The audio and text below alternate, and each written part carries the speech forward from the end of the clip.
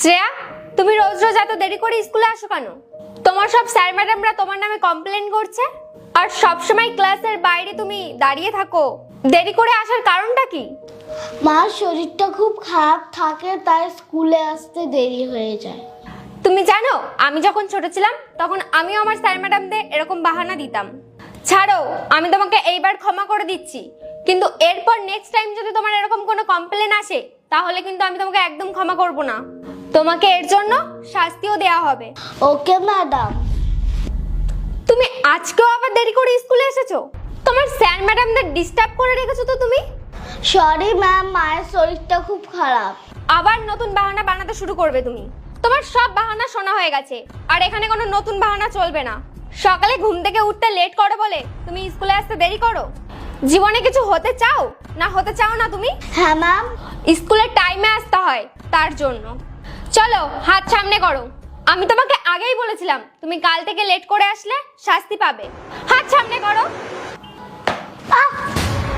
আজকে আমি এইটুক মেরেছি, আর যদি কোনোদিন হয় তাহলে এর থেকে কিন্তু বেশি মারবো। যাও ক্লাসে যাও। শ্রেয়া, আমি ভেবেছিলাম তুমি ভালো স্টুডেন্ট, কিন্তু তুমি ভালো স্টুডেন্ট না। কতবার বুঝিয়েছি তোমাকে স্কুলে তুমি টাইমে আসো।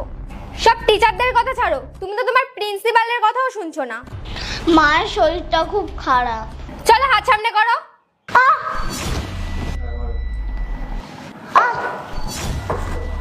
ম্যাম লাগছে।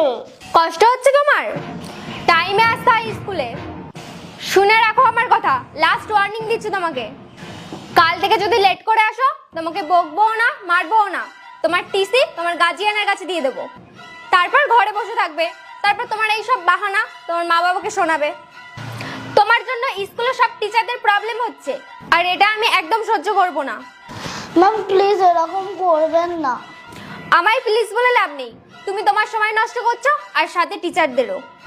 জীবনে যদি কিছু করতে হয় না, তার জন্য স্যাক্রিফাইস করতে হয়, কষ্ট করতে হয়। আর তোমার মতন অলস বাচ্চা আমার তো একদমই পছন্দ না। চলো যাও এখান থেকে।